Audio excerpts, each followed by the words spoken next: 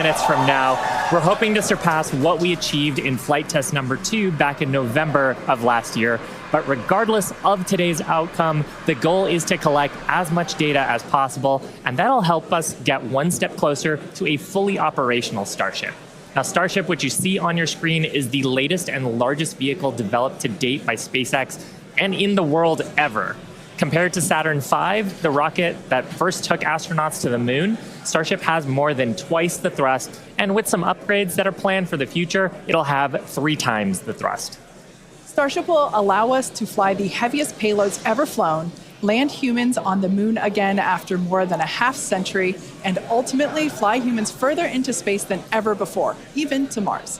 But the most important thing about Starship is that it's designed to be a fully, rapidly reusable, reliable rocket, or what we like to call the 4 Rs, and we'll talk more about those later in the webcast.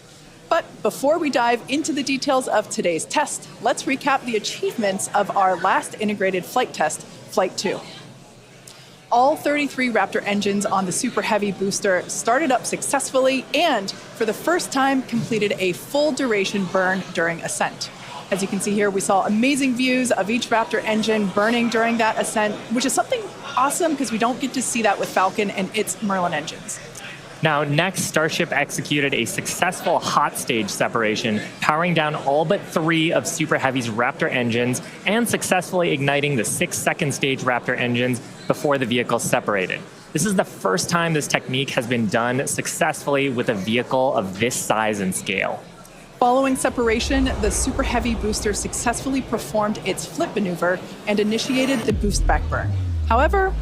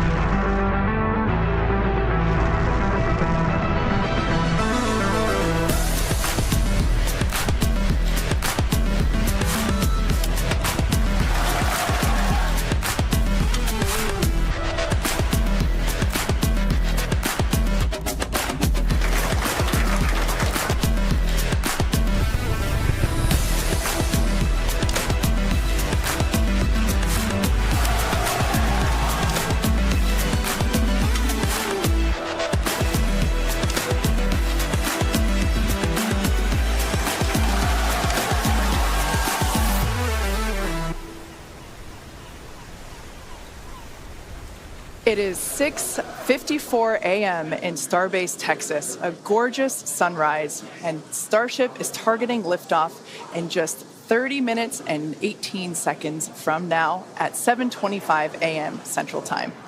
As you can see, it is a beautiful day in South Texas for the 5th flight test of Starship. Good morning, Star people. I'm Kate Tice. And I'm Jesse Anderson, and we are joining you live from SpaceX Hawthorne with a big crowd here this morning. It's been roughly 4 months since our last Starship flight, and we've got a big morning ahead of us. Flight 5, has a few primary objectives and one big first. We may be attempting to catch the Super Heavy booster. The teams at Starbase have been hard at work around the clock upgrading hardware across the entire tower with focus on the chopsticks, the 2 mechanical arms that will reach out and catch the returning booster. We're only going to attempt the catch if everything on the booster and tower checks out after launch, but either way, excitement is definitely guaranteed. Definitely. Today's Starship features a completely reworked heat shield with stronger tiles and a secondary layer, which is an extra layer of protection for the ship that will protect from any of the that will help protect if there's any missing or damaged tiles.